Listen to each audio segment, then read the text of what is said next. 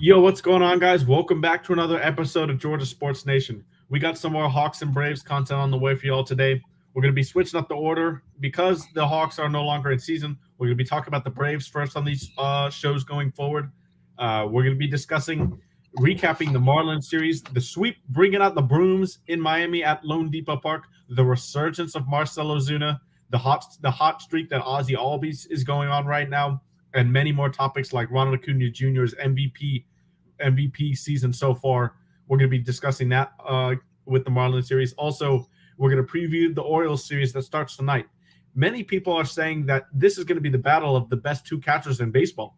Sean Murphy and Adley Rutschman have been the best two catchers in baseball this season. And it's going to be a fun matchup to watch those two guys at their respective positions tonight when we start this series, as well as for the Hawks towards the end. We're going to be grading the players' seasons. We're going to be, giving them out A, B, C, C minus, C plus, A plus, whatever you want to give them, and you can play along with us too in the comments. Make sure you give us your grading and explain why, so that maybe we can see if we agree or disagree depending on our grades. But without further ado, let's get into this. And about that Marlins sweep, what impressed you the most about these 3 wins?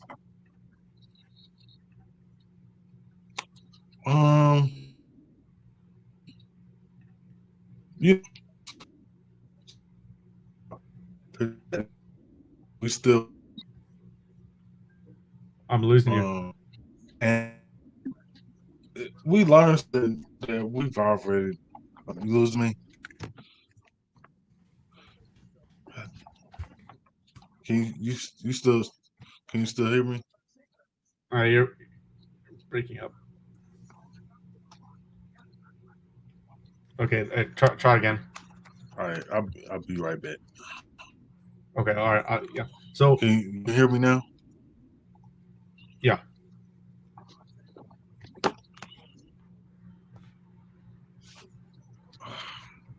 So for me, as far as in this series, the long ball. I'll be right back. Yeah.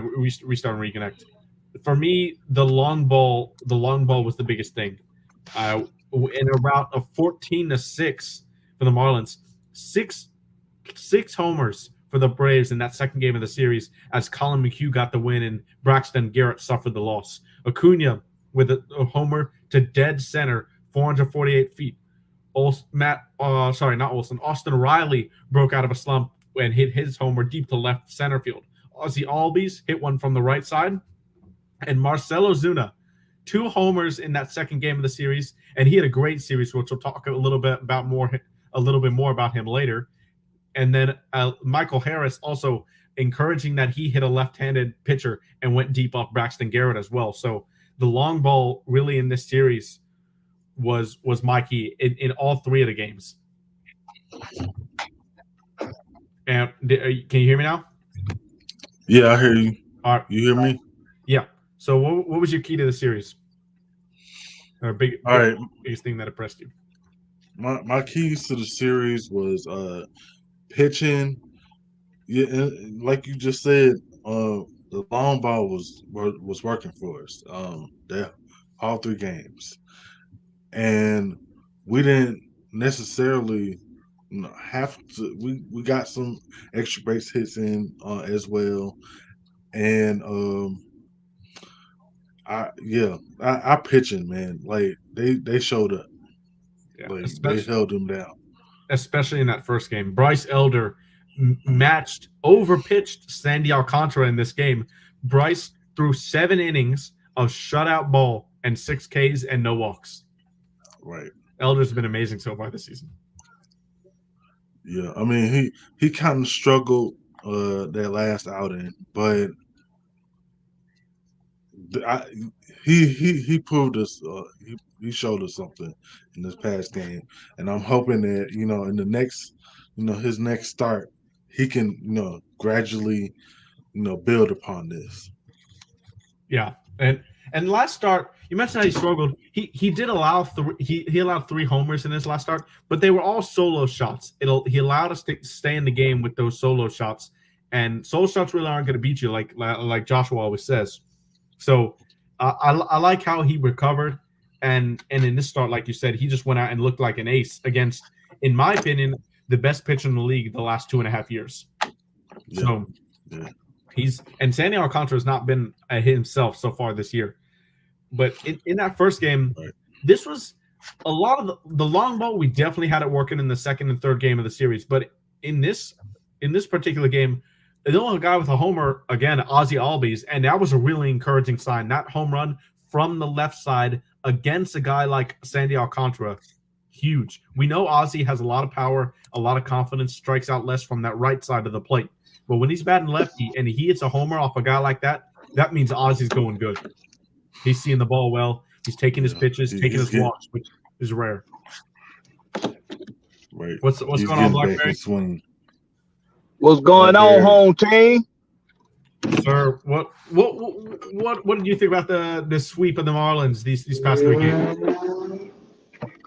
I expected it because because these Braves is just too good, bro. Can I say something about that Marlins series though? Yeah. Can we please? I think it's time. I think it's time to put Ozzie up in the top 3. What you think about that, Mike?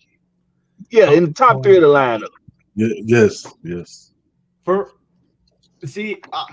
tough. It's tough for me with Ozzie because if you look at Ozzie and his frame, the type of hitter that he is, it's kind of contrasting with each other.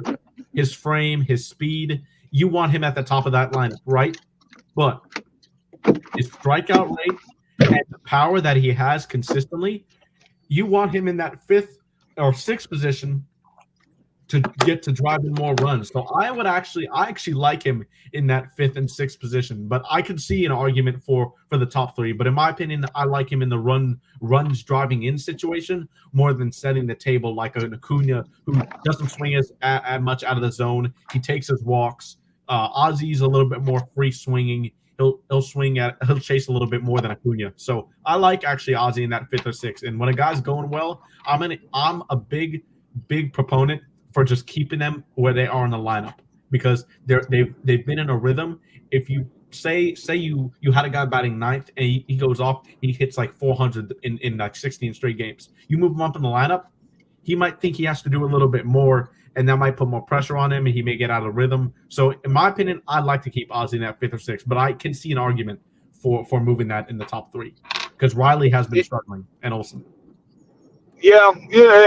Is he batting better at 6 than he was at 2? Ozzie, yes. He is? Yes. Okay, well, I guess. Like you said, he done caught fire, so you don't want to disrupt that momentum. You don't want to disrupt it, so I'm for it. Yeah. And what do you think?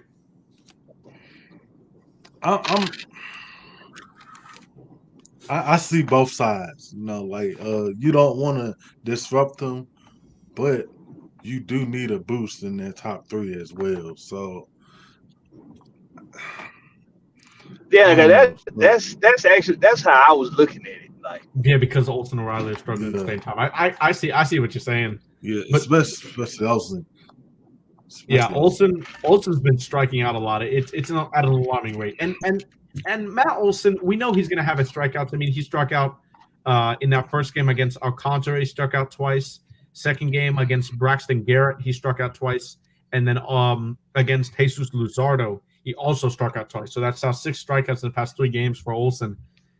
And a lot of it is left-handed pitching, but still he's striking out against his fair share of righties as well.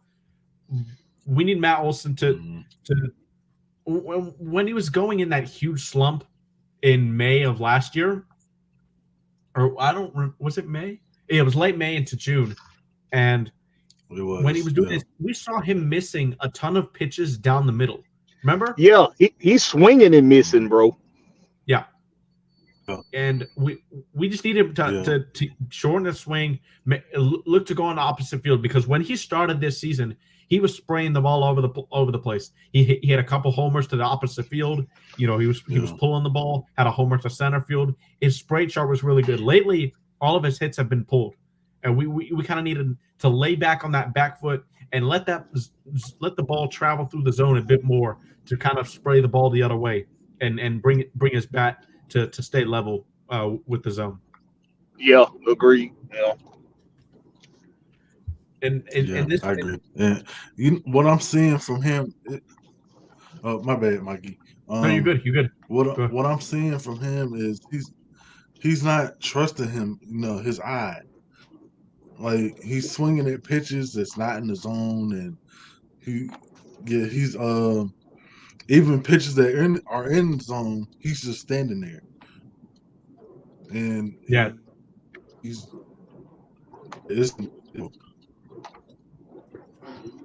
just not. It looks like he's just not seeing the ball well right now. But we know Matt Olson can do it. We saw it for the first few weeks of the season, so he's going to get that bat eventually. But one guy who's not struggling right now, and in this series was insane, Sean Murphy. He is barreling up everything right now. I mean, everything inside is just bomb after bomb, and it's not even just homers. It doubles to the wall. He almost hit a homer opposite field yesterday off the wall. He missed it by like maybe 4 or 5 inches. But Sean Murphy, two hits in the second game of the series. He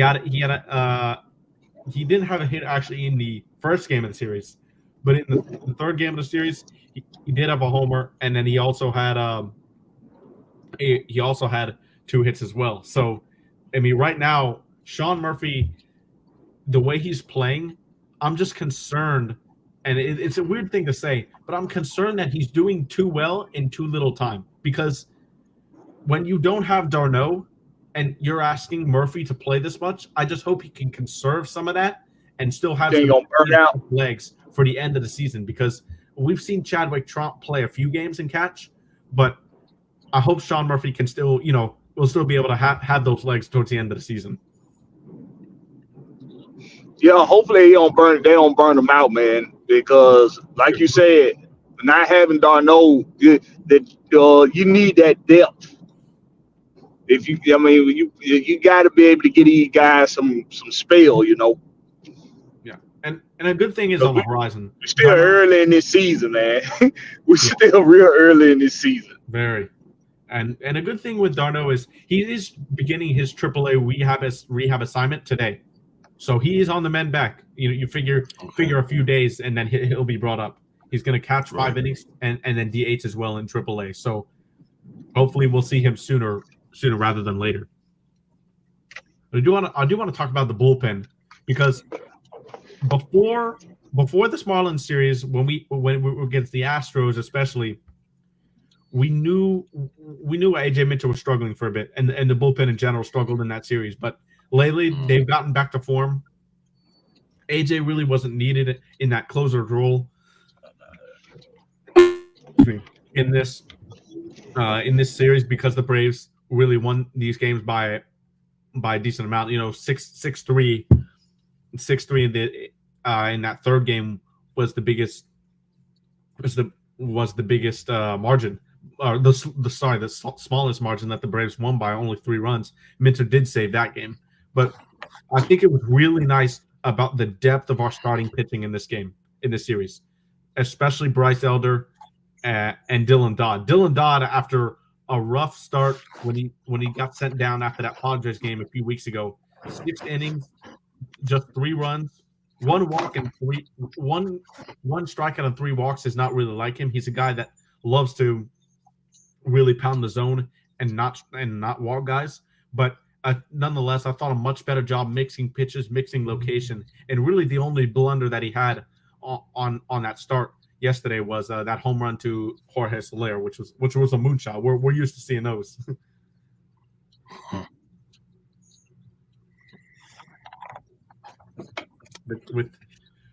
with the Braves pitching continued, we have to bring this up, unfortunately.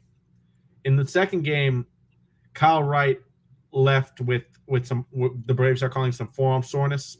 He's back in Atlanta after that game. He's doing some further testing, and his reaction, Rick Kranich reaction, Brian Snitker's reaction, what they said to the media, unfortunately, it really does not look good for Kyle Wright.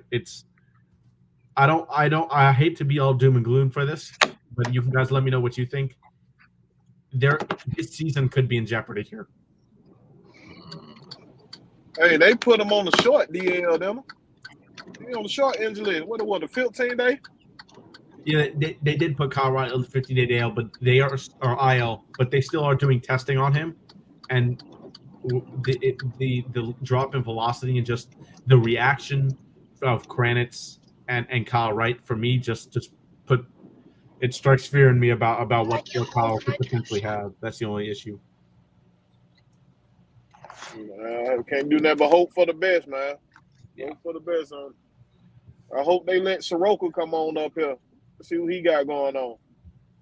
Yeah, Soroka got hit around pretty bad in his last start in AAA, but with Kyle Wright potentially going down, and we saw Dylan Dodd only for one game because he was optioned back to AAA Gwinnett to bring up Braden Shoemake, who we'll talk about in a bit here, making his MLB debut tonight versus the Orioles.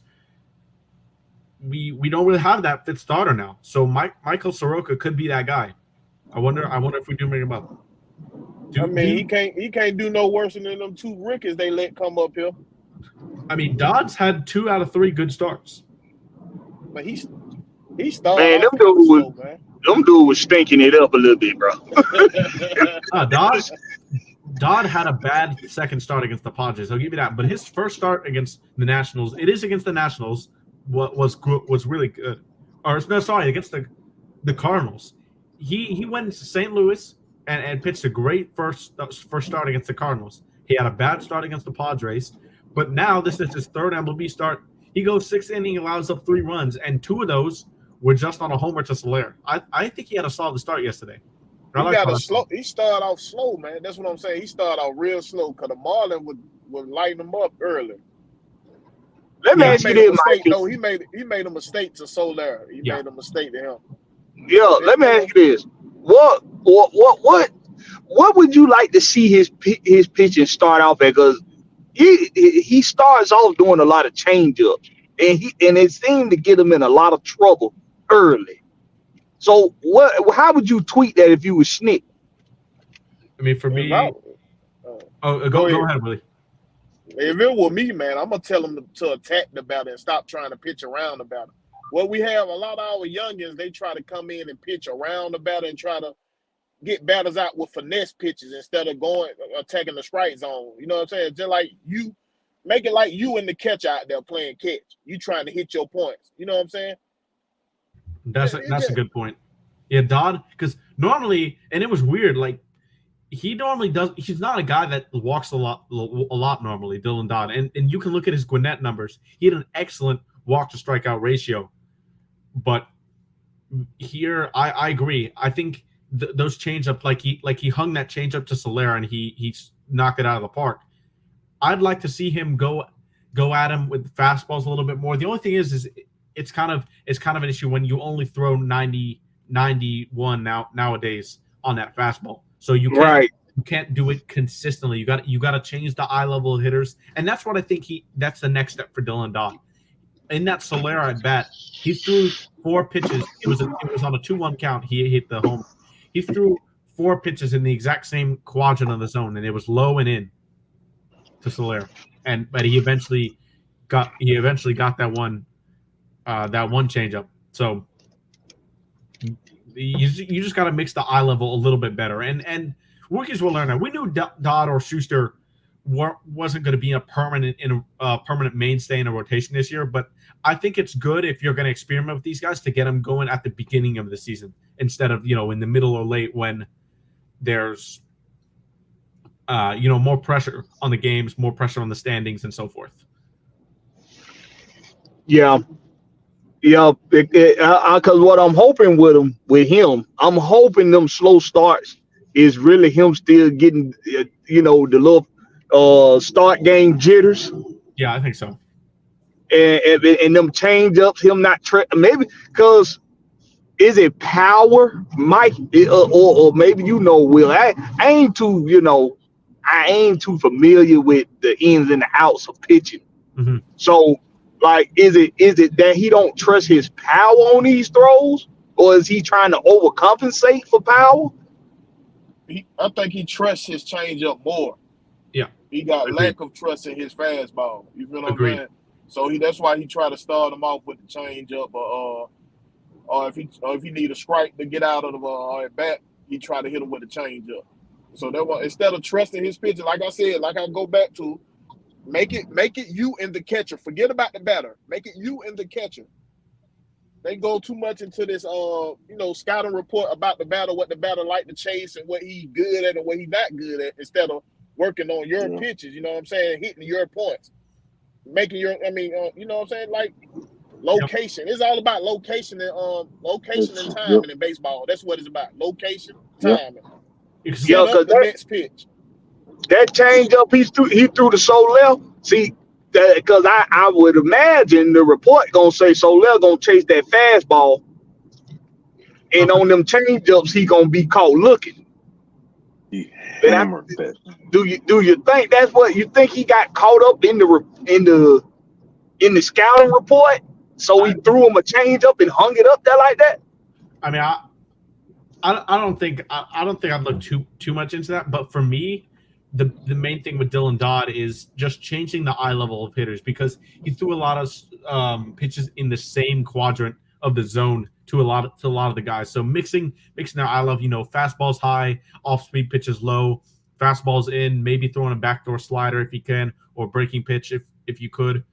But I didn't really see him changing the eye level of hitters a lot, because when a guy throws lower 90s now or upper 80s, it's hard to get a fastball up, because if you don't get that fastball far up enough, they're getting on top of that and hitting it out of the park. It wasn't like Soler, but you got, it's not like Spencer Strider where he can do it to the top quadrant of the zone, top corner of the zone at 99, 98 miles per hour and just get him to swing and miss. If Spencer Strider pitched if Dylan Dodd pitched like Spencer Strider up in the zone, Dylan Dodd would be giving up homers nonstop.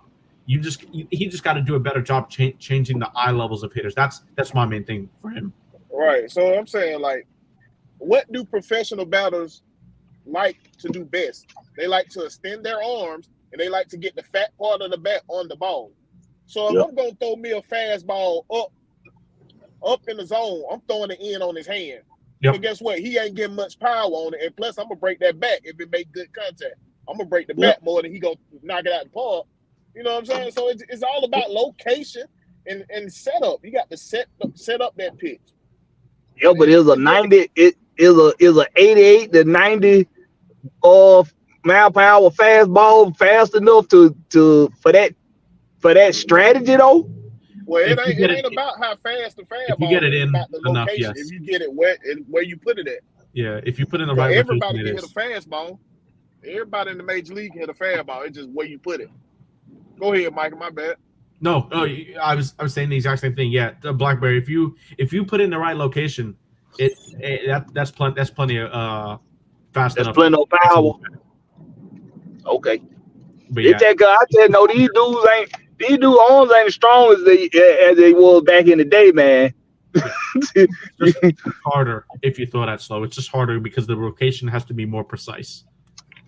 But it still have the same effect. I'll go around and give the thoughts on this dude. Marcell Ozuna. We gotta have this discussion. Okay. Now, I'm gonna preface this by saying I knew it. This guy loves hitting in Lone Depot Park. He loves hitting in Miami. You can look at it throughout his career with the Cardinals, with us, or with the Marlins themselves. He loves hitting in that ballpark. Now, he came to life there for sure. Do you think he can continue? He won't continue this pace, obviously. Like no hitter can continue this pace for a whole season. But do you think he can make himself a designated hitter, actually, whose purpose is to hit? Do you think he can become a mainstay in this lineup with what you saw in this series? And we'll start with you. The answer to that question, I don't know, but I think this could be a starting point to him getting back on track. Yes, he scorched this past series. There's no doubt about it. But now I need you to come on back down to earth a little bit. Start seeing the pitches a little bit better. Get your walks in, and then start with a base hit, or if you can, a double. Hey, and then you could, start swinging for the fences a little bit more, and like down the line. But we don't need you swinging for the fences every single time. No. For me, that was what encouraged me the most, because in that first 2 games against Sandy Alcantara, he had 2 base hits. So for me, that hopefully that was a launching pad, and that gave him the confidence, I think, to really hit those 2 homers in the second game, and another homer in that third game, which all were crushed, by the way. Blackberry, what do you think? I think the magic number for him is 275. I don't know if I'll ever get up there, but I think the power numbers can maybe come back. I mean, but the reason why I say that is because I got this feeling with him that he one of those batters. He one of them hitters. Once he get hot like he did in this Marlins series, he's gonna, like you say, he did get them 2 base hits. But now that he done got that ball back on that bat good, he might get to where he wanna, it's time to, like Ann said, it's time to start swinging for the fences again. But if he just stay disciplined and just listen to Snick, we need this is what we need. This what we need. This what we need. He one of them guys that's, if you let him get too hot, he might start go out there and trying to cowboy that thing. Mm-hmm. So thank you. Yep. Just look, bro. You on thin ice. and I know a lot of people say he ain't going nowhere. I beg to differ. I think he is on thin ice. I think he does have a lot he has to prove, and that ain't nobody's fault but his. Yeah, but prove, yeah. No, go ahead. What you want to say about that? I think. I was agreeing with you. I think he does have a. I don't know. We've seen the Braves be hesitant to eat his contract, but I do think just to earn playing time as an everyday DH, he's got a lot more to prove rather than just 3 days. I agree. Yeah, absolutely. So I think he is if he can just stay disciplined now that, because something with a lot of hitters, it just take for him to get a series under their belt where they get that bat going real good. And of course he's a power hitter. So you don't want him to get back into swinging for the fence mode. You want him to stay disciplined, but I think he got the right manager that's gonna be able to reel him in and tell him like, hey, listen, that Marlins series, that was unreal. It probably ain't gonna be like that the next series. So we got to stay disciplined coming in here and get out there with him and get back to the fundamentals with him with hitting them ground balls. No, and Red Swan with a funny comment. That's funny. This is hilarious. We said, Blackbear, I think the magic number for Marcell Ozuna is 285. Get him on I-285 and get his ass up out of here, ATL. Oh, yeah, that's a good one, Swarm. That's a good one. But yeah, this is and then Will, what you think? Yeah, I'm agreeing with y'all. I don't know if he's gonna be able to keep this up, but I believe that he will try. I like what he said about, like, he didn't like letting his teammates and his coaches down.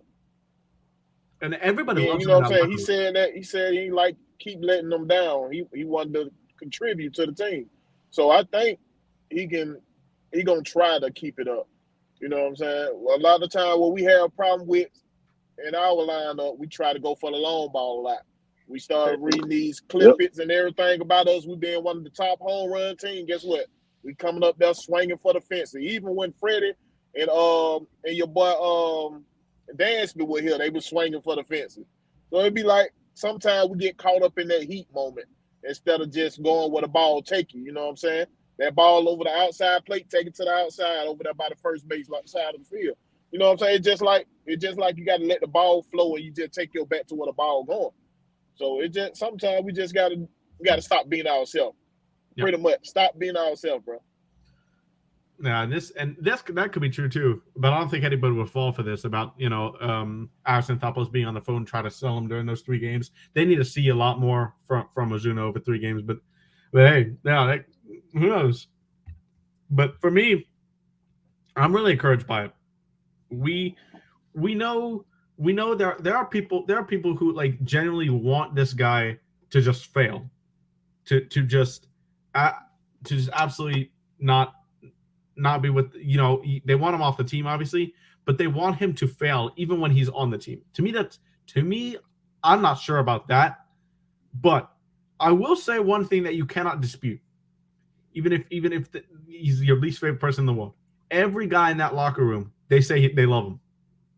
There's been reports of that. Every guy on the team, they say that he's a great locker room guy. And when you have a guy who's like that and he's going well, that's a good guy to have in your locker room, great guy to have on the team. So if Marcell Ozuna keeps doing this, I do think we'll end up keeping him for the remainder of his contract for the remainder of this year. And while it won't be at this pace, we know that 3 homers in 2 games, 6 hits in a series. We know that's not going to happen every 3 games. But like Ant was saying, if you can get base hits here and there, contribute with runners in scoring position, make competitive at bats, take your walks, especially, which he's actually been doing this year at a pretty high rate, taking his walks. But the competitive at bats were my second favorite thing that I saw from him over this series. Yeah, you know what, Mikey? My bad, Will. But Blackberry said the key words: discipline. He has to have discipline. Yeah. Keep your eye disciplined. You're good. Willie, what you gonna say? I say, yeah, you can tell everybody on the team loved him, man. They felt it when he was going through that drought. They heard the crowd booing him out the stadium. You know what I'm saying? They heard all that. What I say is Snicker. I hope Snicker don't mess it up and try to move him up in the lineup instead of keeping him at that bottom where he can get more opportunities. I don't think he will. I don't think he will. Yeah, I don't think no matter how good his bat get, I don't think he'll move him up the lineup. Agreed. Well, I really want him at that 9 spot. Put him in front of Acuna. If you really want to see some good pitches, put him in front of Acuna. That's true. That's a good point. But the only thing is, with Ronald going so well right now, I'd want a contact hitter to set like a table for Ronald to see if he can drive in. Marcel's not really known as a contact hitter, but I do see your point. Well, I'd go for the 8 hole. Put him in 8 hole. Yeah, I like 8th or 7th. I think that's a great spot for him. Well, I think they got him in the 7 right now, right? Yeah, they do. 7 hole now. Okay, yeah. Yeah, he's batting 7th right now, and then, but in the series, last guy I kind of want to highlight here is Vaughn Grissom. Overall, if I was to grade Vaughn Grissom so far in this stint when Orlando RC has been hurt with that microfracture, I'd give him a C+. I think. See, cause he been hitting, but that defense, oh my God. Well, that's the thing. He was hitting really well when he first came up. The power numbers aren't there, but he has a double. He's got a lot of singles. Really, he's done really well going the opposite way on everybody. He's taking pitches that are outside and hitting them where it's pitched. That's a fundamental in baseball, and he's done that well. But lately, he's been on a cold streak, and we know he's had his difficulties in the field. I'm glad that we were shocked, but I'm glad Orlando RCA was named the starting shortstop instead of Vaughn to start this season, because we kind of saw his defensive deficiencies so far. But tonight, we're gonna have Braden Shoemaker at shortstop. It's our first look at him. MLB. Yes, sir. I'm really excited for this guy. Really excited for him. He's been in our organization for a long time. It's been a long time coming for him. He's older. He's older than Acuna. That's crazy, bro. He been down there in AAA a long time, man. Good. That's crazy. Yep, he's older than Acuna. So I'm excited to see him. But overall, what did you guys think of Vaughn Grissom so far? But we know his defensive issues, so you can harp on it a little bit. But obviously, we know what we're going to say. But mainly on that offensive end, because I saw encouraging signs, but I do think he's striking out a little bit too much. Yeah, I'm gonna tell you. Go ahead, Will. Go ahead, Black Bear. You got it, sir. I'm gonna tell you. I guess I done been spoiled a bit with these Braves because we're known for having guys that are great both ways, great offense, great defense, and I know I done been spoiled that way over my lifetime with these Braves. And I want to say because his bat is consistent, I'm okay. I can deal with the missed balls, but I can't, bro. Yeah, I see it back ASAP. I can't deal with it, bro. I mean, don't get me wrong. I think what was what game that was, man? It was a game when he gave us a real good bait. He gave us a real good at bat. We needed to come back. We can't. That game we came back. We was down like 2 scores. Yeah, I remember that. That was in our previous homestand before we went to New York. Right, that's right. And so the dude got a clutch gene on the bat, but it's like he a polar opposite on the other end. Yeah. And I for me, because I just been spoiled so much over the years with these Braves, I can't deal with it. All right, Willie, go ahead. Will, what did you think? I was about to say what he remind me of, like, you remember when we? I think we lost him. He's in the Matrix. Yeah, for Carl. You remember he first came in, he was doing a lot of errors.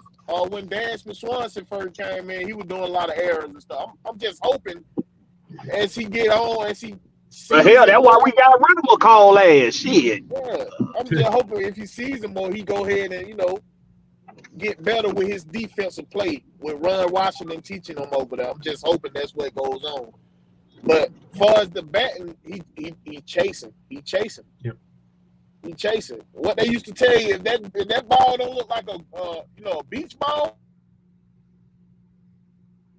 don't look like a beach ball to you, and that plate don't swing at it. That's why you see Freddie Freeman, he'll go down and get a ball. You be like, how he hit that? Because it looked like a beach ball down there. He can get to it. He go and golf swing it over the fence. It just if it don't look good to you, don't feel right, don't swing at it. Yeah, that's when you get into battle mode. Within 2 strikes, and Vaughn's been in a lot of 2-strike counts. Then you have to start protecting the plate, even not in beach ball mode, and that's when you get into trouble. Right. That's when you get into trouble. But yeah, this is actually a perfect segue to heading into the Orioles series tonight. Oh, I said it at the intro to the show, but I'm really excited for this Orioles series because I haven't gotten a lot of chance to watch what a lot of people are calling the best catcher in the league, Adley Rutschman, before. And I want to see him against our best catcher in the league, Sean Murphy, who's leading the league in WAR, actually, Sean Murphy. And that's just huge for us.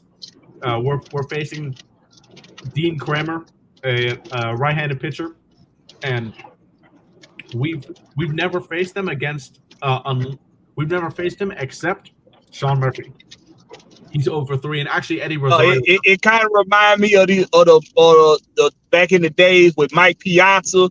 Remember when we would be going up against Piazza, and we had who was the Braves catcher back then? I can't Perez? get his name out. Was that Eddie Perez? Yeah. Y'all know I'm terrible with names. Y'all know this already. It was. Talking about Javi Lopez. I can't hear y'all. Oh, Javi Lopez. Oh, I'm having technical difficulties. Javi Lopez. Yeah, Javi. Hey, can y'all hear me? Yeah, I can we hear hear you. you. We hear you. Okay. But yeah, so this is gonna be a great catch. This is gonna be a great catching battle here. But and similar to we faced David Peterson in this Met series. Not a lot of guys saw him, and hopefully we can have a similar approach in this game against Dean Kremer, because nobody's seen him in this lineup, like I mentioned, except for Sean Murphy, and it's just 3 times. And Eddie Rosario has a pinch hit with 1 at bat against him. That's it. So a lot of these guys are going to be new against in the Baltimore lineup. They have a short sample size for Max Fried as well. Jorge Mateo's seen him 3 times, Ryan Mountcastle 4 times, James McCann 9 times, Urias 3 times, and Cedric Mullins only 4 times. So this is a battle of pitchers that really haven't seen a lot of these hitters. That normally gives the advantage to the hitters. But with a veteran team like the Braves, I think I like us in this spot. But what are you looking to see from Braden Shoemake? That's the guy I really want to focus on for tonight and this series. What do you expect to see from him? Because the scouting report is a great defensive player. They think he can be an elite defending shortstop. The bat lacks a little bit to be desired, but they brought him up at the perfect time when he's on a hot streak from AAA. So what are you expecting to see from him? I just expect for him, don't let the lights get too big for you. That's all I'm saying. Don't let them get too big. Stay in your game. It's still baseball. Only thing that changes is the lights and the camera. That's it. You don't got that many lights and camera in AAA. You come to the big league, you got lights and camera. Don't let it get too big for you. Just play ball. All right, Ant, what about you? Yeah, I agree. Let the game come to you.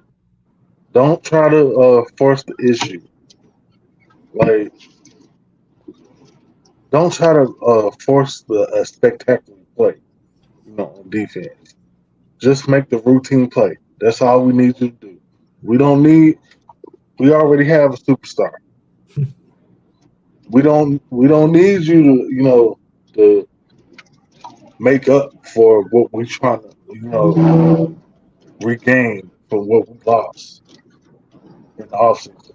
No, that's not what we need. We just need you, like Will said, just play your game. That's all we need you to Be you. And be Black you. Oh, I didn't catch who we was talking about. Oh, Braden Shoemake. What are your expectations? What do you want to see from him in this Orioles series?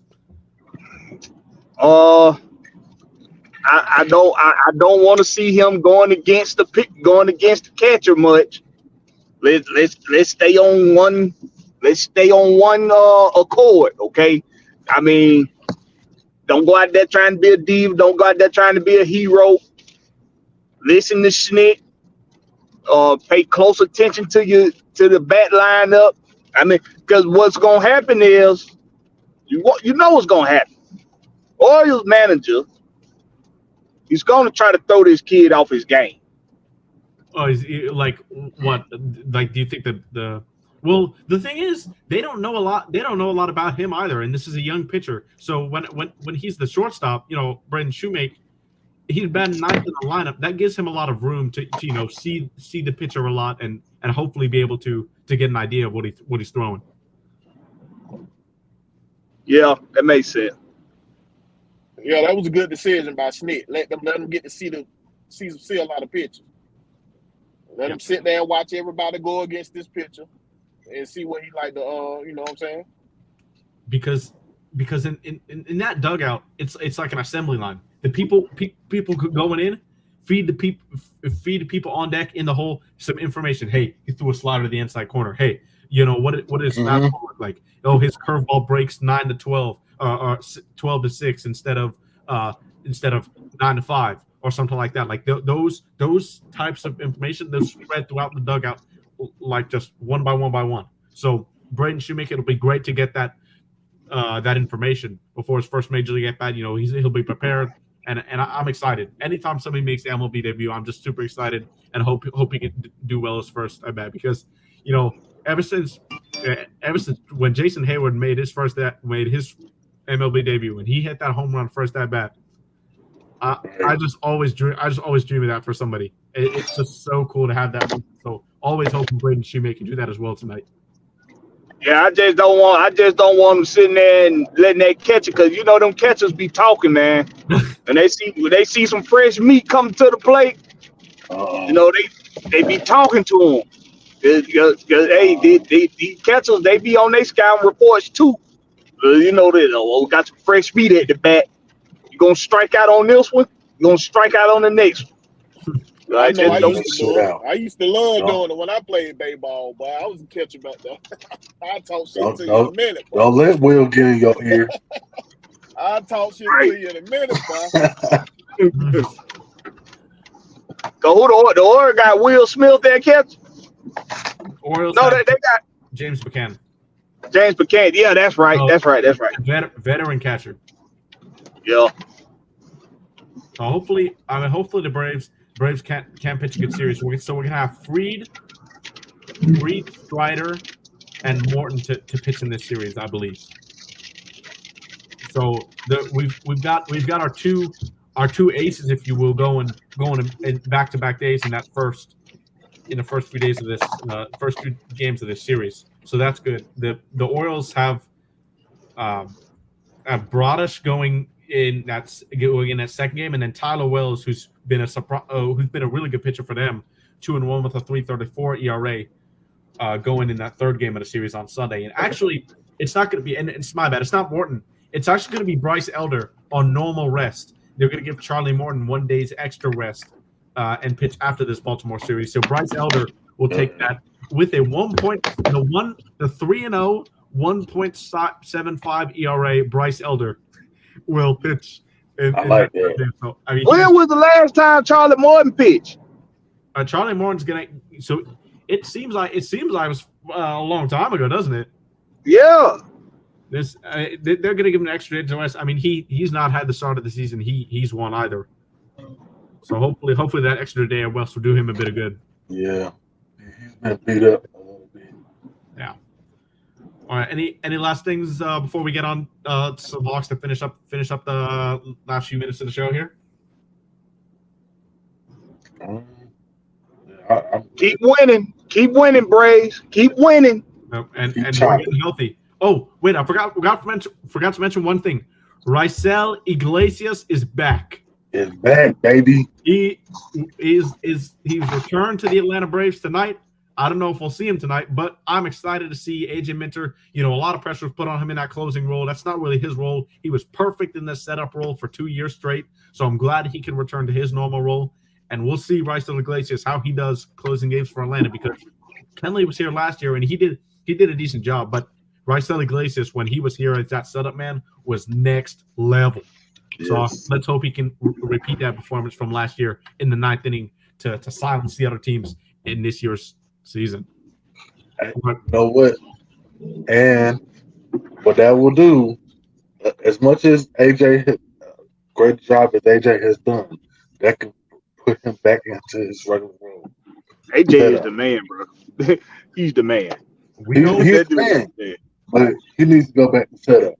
Yeah, we know how good AJ Minter can be. It wasn't his role. He didn't close the game since he didn't been the Braves closer by everybody know about it since 2018, sorry. So it had been a while, and I think AJ can now settle down. You know, he's been a setup role he's been that setup man for Will Smith a lot of the time in his Braves career. So we're gonna see. Yeah. I'm confident. Get old shake and bake back up there on the mound. Old Iglesias. I call him old shake and bake. Shake and bake there on the line. They get him back up there on that mound. He's nasty. He is nasty. That changeup is wicked. Wicked. Shake and bake. Ricky Bobby. Yeah. All right. I thought with us talking about the Hawks last week, me and Joshua, and kind of describing what we thought of our thoughts of the season, kind of what we gave them a grade. Was it a letdown? Was it a failure? We discussed that last week. This week, I wanted to do shift a little bit. Let's do something fun. We're going to grade each players.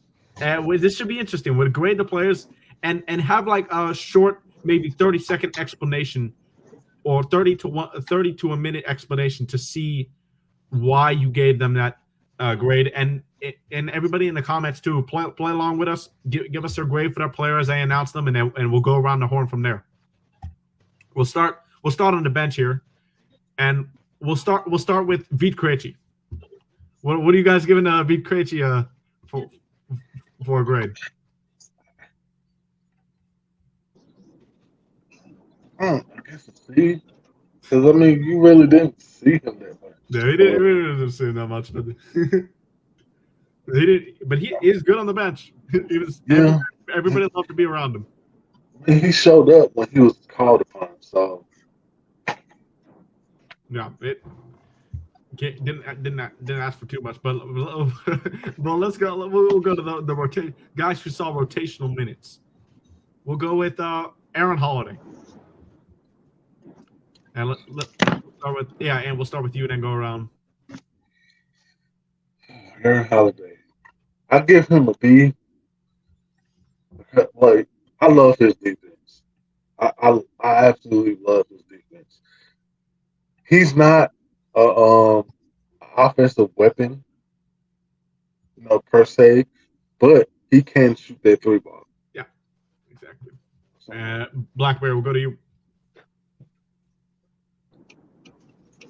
I gotta give him a C+. The plus and the C is for his defense. It was pretty consistent when he got the playing time. When he got PT, he was consistent on defense. Still was our best on-ball defender.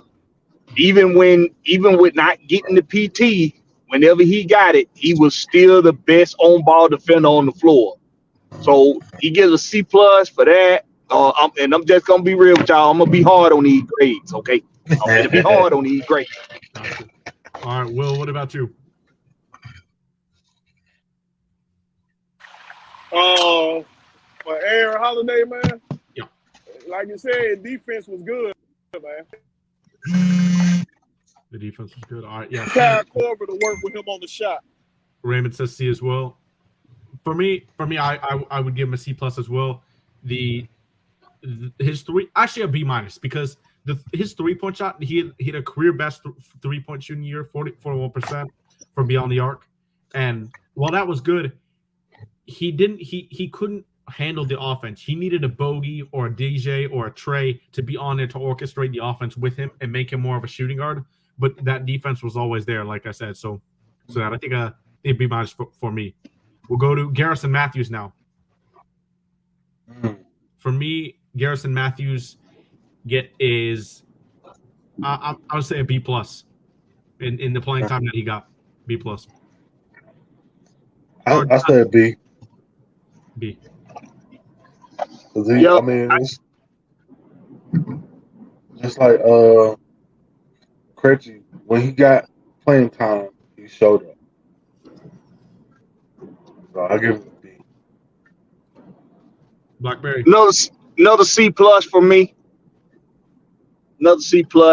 He did well on them boards. When he got that PT, he did well on the boards. He gave us a little bit of a spark in one of those games. So C+ for me. Yeah, and Will, Garrison Matthews? I give him a solid C. C? Yeah, for me it would be, I think a B- for me. Garrison Matthews definitely gave us some 3-point shooting off the bench in the regular season. He didn't get much playing time in the playoffs, but in the regular season, and I think a very underrated part of his game is taking charges. He does a great job rotating over, getting in front of the defender. Defensively, it's a little bit of an issue, but we knew we needed that 3-point shooting, and I think he provided a little bit of that. Now we'll go with AJ Griffin. For me, AJ, it's kind of tough because when he wasn't hitting shots, he really was not good on the floor. But he hit shots for the majority of the time that he played this year. So for a rookie season for AJ Griffin, I'm going to go with a B. We'll switch up order here. We'll go with Blackberry first. For me, it's a B-. He was a little too inconsistent. on the scoring end and on the defensive end, it was a lot of times he was non-existent. When it was when some other guys made some defensive plays, got in transition, he was good. He was good. He had some games where he did. He was pretty good on cutting off some passing lanes and getting out in getting in some transition. He was a great off-ball defender. Yeah. So, but it's like the very next night he disappeared. It was non-existent. So he get a B- for me though, and I think that's pretty damn good for a rookie. Yeah. I'm gonna give him a B. Blackberry engaged. I'm gonna give him a B because he started off hot. Then once he got cold or whatever, and the minutes started diminishing, he started to get down on himself and not playing so well. You know what I mean? So yeah, same here. I'm gonna need him to work on his mental part of the game because hey, the NBA is a business, a treacherous business at that. So he gotta, you know what I'm saying, get a little bit better on that mental toughness. But I'm gonna give him a B though. All right, and You know what? I'm gonna take Blackberry's old approach. I'm gonna give him a C. C. Because exactly what Blackberry said. He tends to disappear sometimes when he's not knocking down that shot. Gotcha. All right, and now get into some guys that really played throughout the season under Quinn Snyder. Onyeka Okongwu. For me, Onyeka Okongwu A-. A- for Onyeka. He told us last year when he in the exit interviews he was going to have a Jimmy. He was going to have a J when he got out here, and he did. He shot. Yep. He made around 30 mid-rangers this year. Made 3 threes, and he's going to be shooting even more of those come next season. I think he took steps in his offensive aggressiveness. We saw him dribble to the basket off the mid post sometimes, especially with some reverse layups and dunks he threw down. And I really like towards the end of the year he started to set better screens. One thing you gotta still work on is that foul trouble and keeping himself vertical. You know, not bringing those hands down to foul. Yeah. But I think other than that, he took huge strides this season, and I think it's one reason why the Hawks might look to trade Capella this year to get the value out of him. And I think because Onyeka has proven that he's ready. So for me, A-.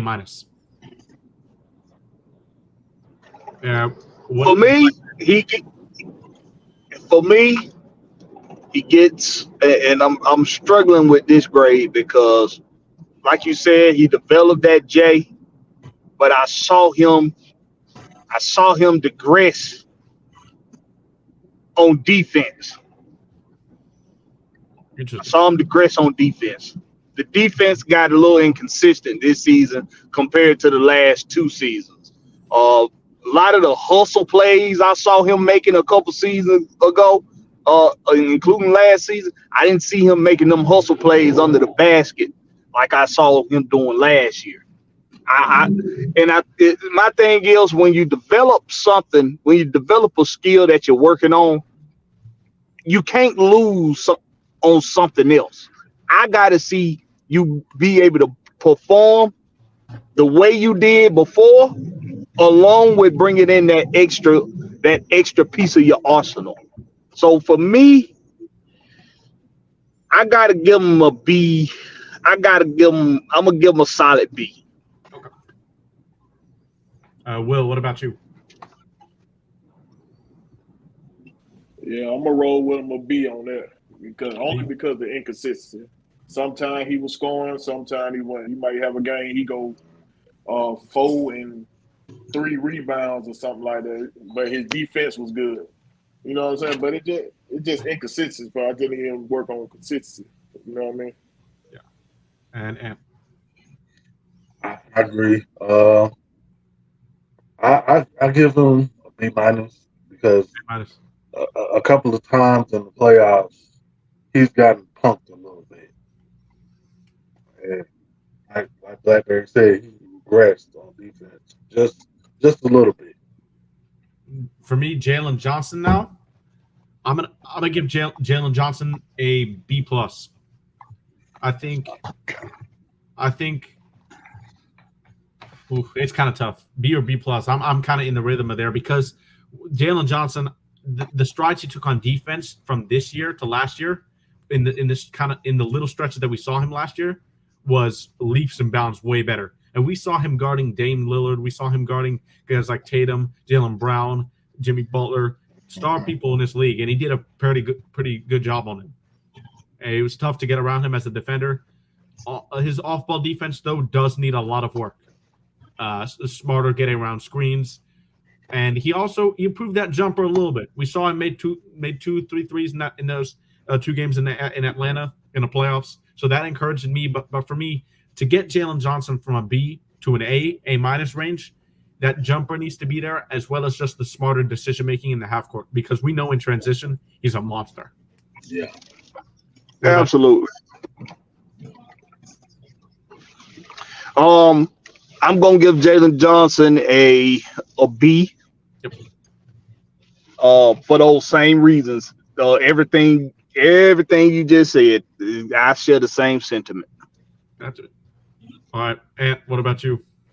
I think we're gonna agree on him. I'm gonna say a B as well.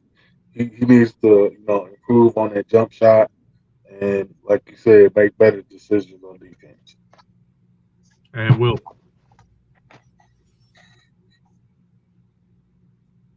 We lose Will for a second. All right, we'll move on here. All right, DeAndre Hunter. Actually, let's keep the bench mob going. We'll go Sadiq Bey. Sadiq Bey. This is tough for me. Actually, one of y'all will go first. I got to think about this one. I'll go first. I give him a solid B as well. He was better defensively than a lot of y'all thought he was gonna be. I mean, he had some games. He had some games where he was. He had some. Don't get me wrong. He had some games where he was straight garbage. But in the play-in and in the playoffs, I did see him elevate his defensive efforts. I saw him elevate his defensive efforts. He might have still got burned a few times, but the defensive effort was there. I mean, the effort's always there. That's not a question. I agree. The effort is always there. And then his shooting was on more than it was off. So I'm gonna give him a solid B. Yeah, I'm gonna give him a B plus, mainly because of his effort, man. Like, that was something that we did not have on that damn team before he came. He gave effort, even when the play looked like it was dead. He gave effort, and that's something that I want on my team. So I give him a B plus. And he was crashing them boards too, by the way. He was crashing them boards. Yes. And I think that's going to put me at a B as well. You know, I wasn't a huge fan of Sadiq Bey before, and I do think his defense was pretty bad. The effort was always there, though. He was crashing boards, and his shooting was there. Like I said, when you put him in spots where he's not the one or two guys shooting the most shots on the team, when he's just getting his catch and shoot opportunities, he's not handling the ball and pick and roll. He can play his role and do it well, and I think he did that. So I'm gonna give him a B as well. I'm with y'all on that one. Man. All right. Derek Cutter got to me a little bit. My bad. Oh, you good? Now we'll go to Bogey. For me, Bogey gets a B plus. I think toward the beginning of the season, he definitely struggled coming back from that injury. But after those first few weeks, and when he signed that extension, he definitely started balling later towards the end of the season. In the playoffs, he was good, and he provided stuff that we didn't have on the team. That willingness to shoot some tough shots into the shot clock when Trey wasn't on the floor, and that tertiary, secondary ball handling and playmaking for the bench. I really think Bogey was good. Obviously, defensively, I think we know what we're gonna get from Bogey. He's physical, but that still doesn't keep him from staying in front of guys. guys will still buy him. But at the same time, he gives effort on defense. It's just not there. But offensively, I think he definitely did his job. I'm going to go with a B+ for Bogey. Yeah, for me, I'm going to give him an A. Oh, wow. I'm going to give him an A. And I take into account postseason as well. And let me tell you something. Nobody gave more effort on both ends of the floor. And I mean nobody, including Trey. Nobody gave more effort every single game, than Bogey. Yeah. I saw him give more effort than everybody on the floor every single game. When he came back from that, and let's point this out. Let's highlight this. The last couple seasons when he came back from injury, he was very slow coming along. And he would end up hurt again, nursing another injury. And a lot of it was due to workload. But this season, when he came back from being injured in the beginning of the season, when he came back, he worked himself along for a couple of weeks. And I'm going to say about after a month, Bogey was out the gates. And he never looked back. We never had another injury issue out of him. He gave total 200% effort night in, night out. The dude has more heart than most guys that's getting paid the $200 million damn contracts. He got more heart than these dudes, man. He gets an A with me. And it is on a curve because like you said, on the defensive side, where even though he's giving more effort than everybody, he's just not there.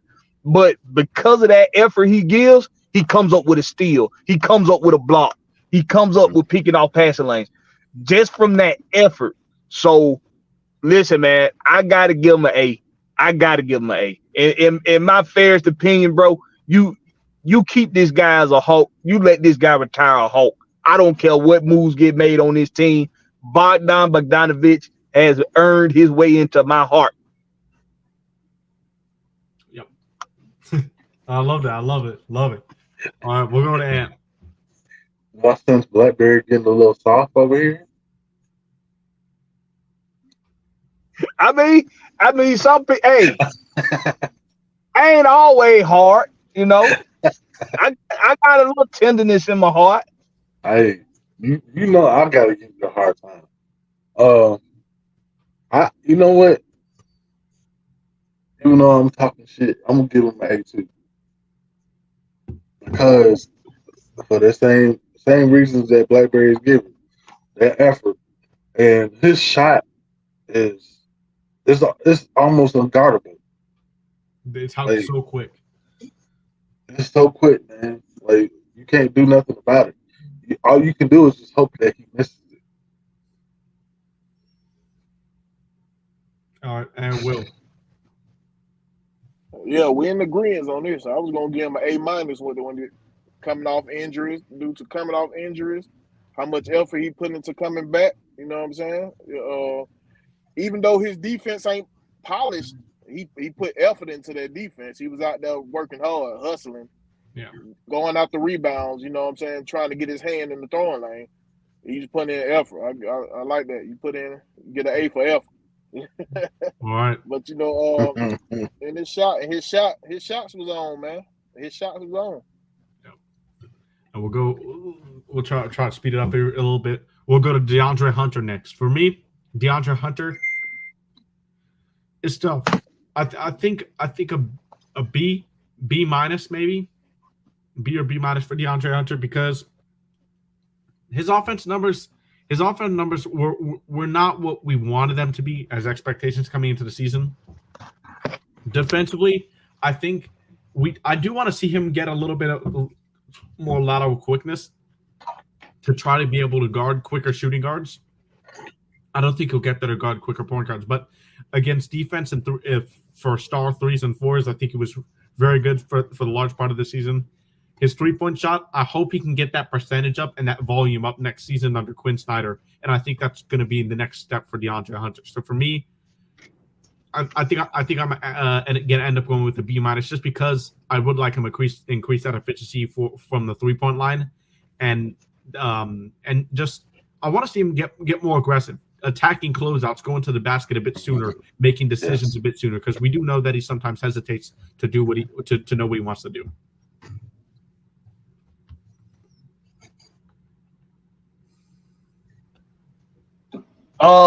For me,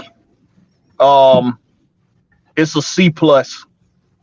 I was gonna give him a B minus, but the inconsistencies on offense. Look, man, you're supposed to be one of our scoring go. You're supposed to be one of our go-to guys when we need a shot, when we need to get a foul, we need a foul draw. And the dude just got alligator arms a little too much for me, brother. Dude, he gonna have to go take some dribbling classes. He need to go see Jason Williams. You need to go see Jason Williams for some damn dribbling classes. Mm-hmm. Yeah, he does need to get that handle better. Yep.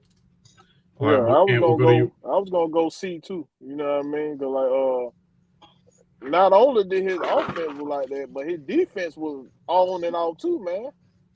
His defense was on and off. I'm like, you usually can count on him for defense, locking down something on the wing. But man, defense was up and down. His defense was up and down, and yeah, that threw me for a loop right there. And once we got to the playoff a little bit, he started to try to heat up a little bit. But I'm gonna need him to work on inconsistency. He just like John Collins. And some of that was because of them refs too, though, Will. Yep. Especially early in the season and mid part of the season, they wouldn't let that man be physical. They let everybody else be physical but him. Yep. Yeah, I agree with you on that. All right, and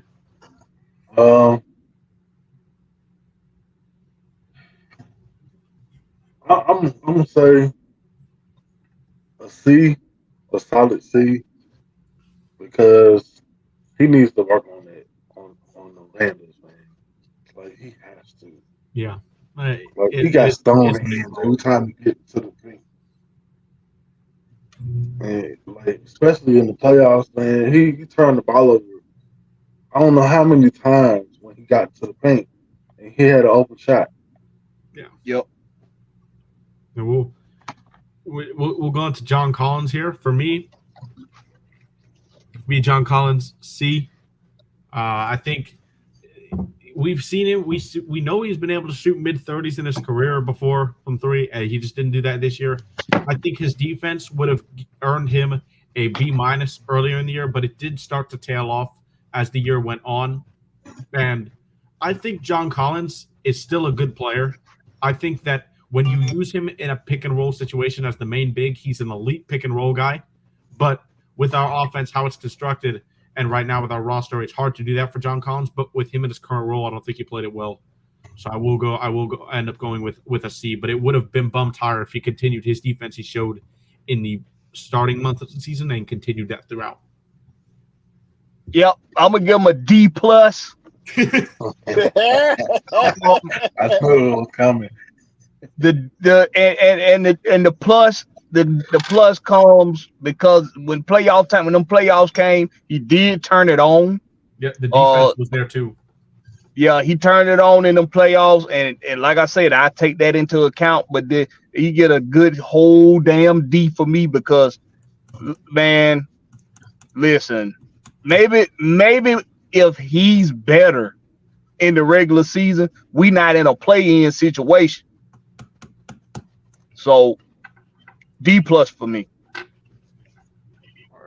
Will. And what about you? I'm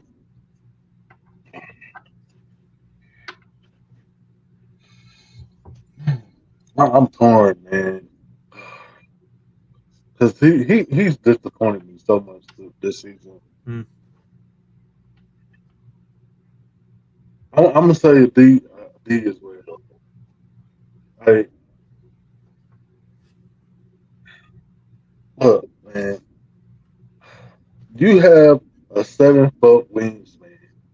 There is no way you should be getting less than 5 rebounds a game. I'm sorry, I can't look past that shit. I see what you're saying. Yes, sir. But you know, I was there with him. I ain't gonna go D with Blackberry. I'm gonna go C minus. Cause that boy out, he was averaging a good 5 points, 2 rebounds for a power forward. I don't know what's going on, my boy.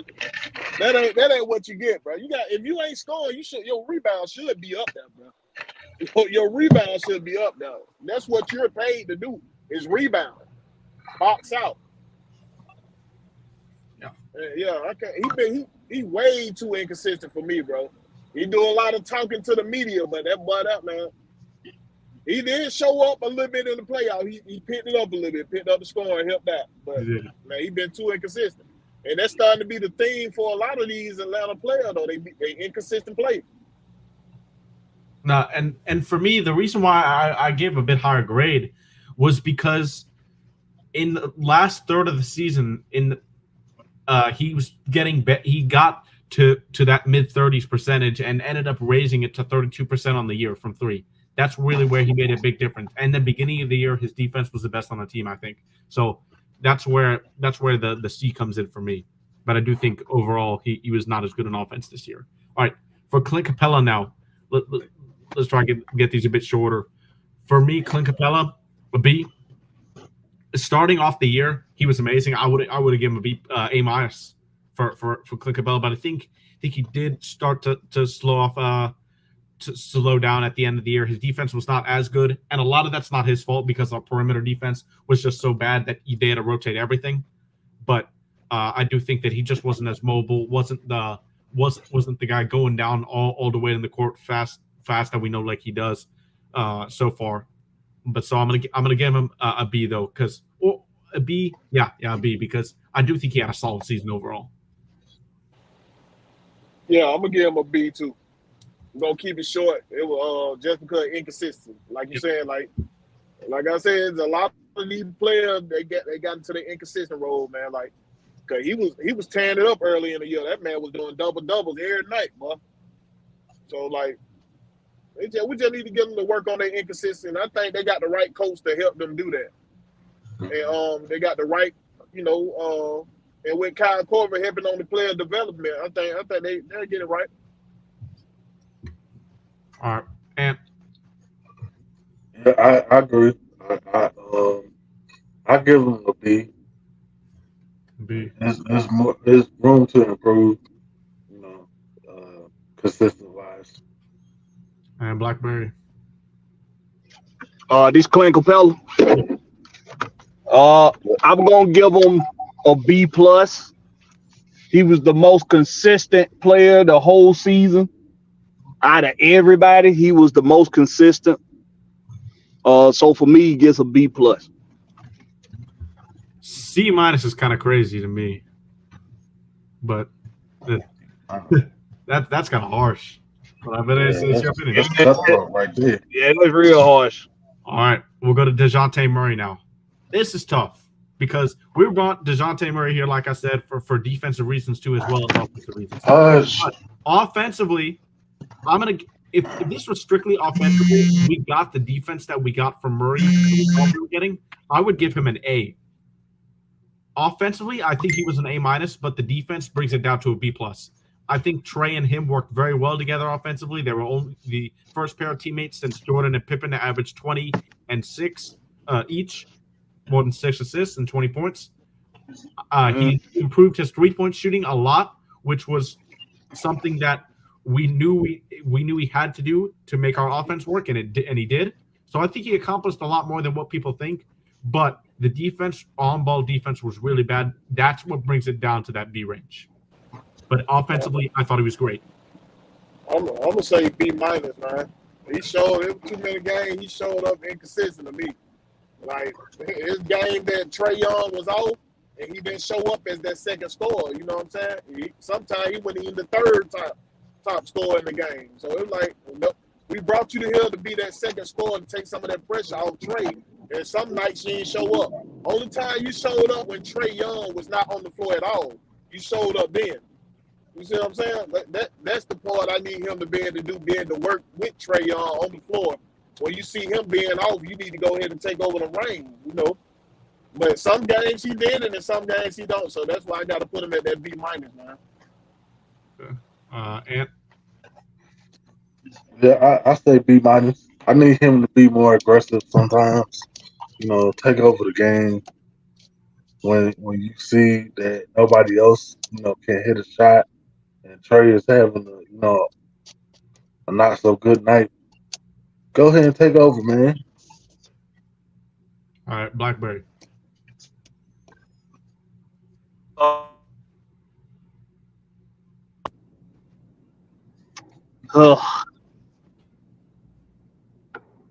got to go with a B- as well. Okay. I got to go with a B- as well. I expected him to be better defensively. Yeah, he had a lot of moments, but it wasn't consistent. Yeah.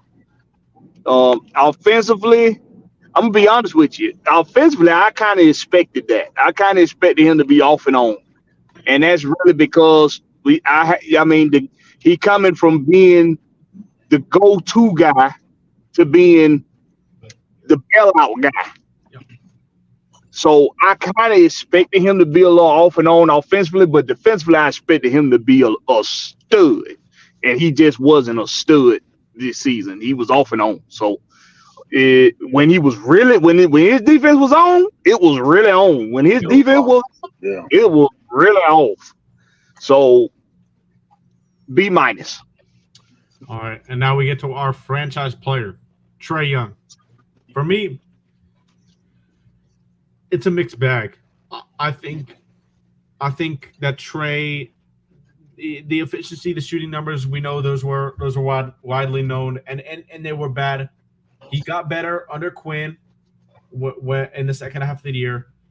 I do think he made some strides defensively. I know there was that one stretch on a 5-game win streak when his defense, the effort was great.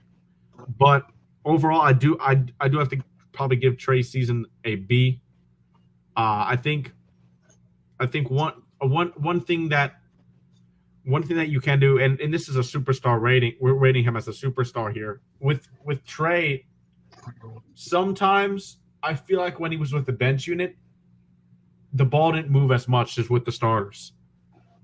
And I think that while Trae passed the ball great overall this game, I think when he was with the bench, it could have been better.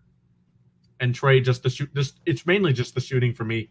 I think defensively, the effort we saw was good from him, but it's mainly just the shooting numbers that if he shot his normal career or even from last year, our offense would have been so good, and we would have just blew a lot of teams out of the water. So for me, I'm going with the B.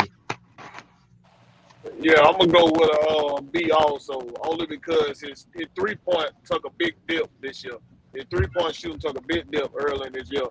He was not hitting at all, and for him to be working on his 2-point game a lot, he didn't take advantage of that early on in the season. He was just chucking a lot of threes instead of going to that killer floater he had. You know what I'm saying? Or that little Chris Paul jump shot he got. You know, he was not going to that earlier. As he got later on in the year, he started going towards it. So it goes back to the inconsistency of everything I was talking about. A whole lot of players on the team was inconsistent. Yeah. Blackberry.